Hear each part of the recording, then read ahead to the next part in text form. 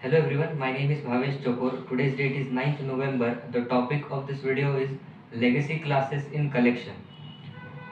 Java had released its first version, that is JDK 1.0. In this version, Java has provided some classes and interface which can store the object.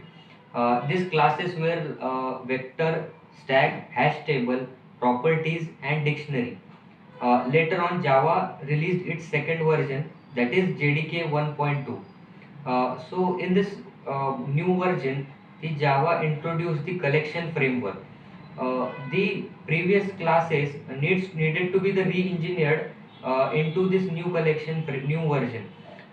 So this uh, previous classes were modified, and because of this modification, so that these classes can be adjust into the collection framework hierarchy, and because of this, these five classes are known as the legacy classes in Java.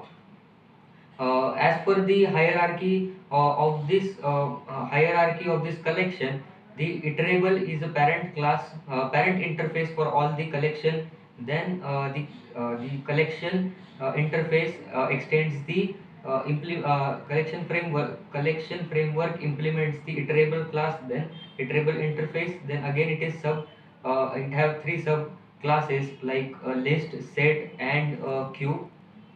This list class is subdivided into, that is three types, that is array list, linked list, and vector. So all this iterable list, queue are introduced in 1.2 version, but this vector class was introduced in Java 1.0 version. That's why it is known as a legacy class. So the first class is a vector class. It is a legacy class which was introduced in Java JDK 1.0. So it implements the list interface, and this vector class present inside the java.util package. The syntax of this vector is like class vector implements list. Then the underlying feature of this vector is it has the resizable array or adjustable array. The size of this array can be changed.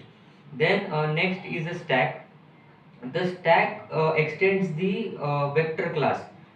This stack works on the principle, or it follows the principle of last in and first out, and it contains only one default constructor, that is stack. Then third is class is a hash table. This hash table is very similar like a hash map. It also contains the key and value pair, and it does not allow the null key. Then the next class is the properties class. This properties class extends the hash table class, and because of this, it allows the list to be stored as per the values. Again, the next class is, that is dictionary class. The dictionary class is very similar to the map, and it is also contains the key and value set. And that's it with the legacy classes in Java and in collection. Thank you.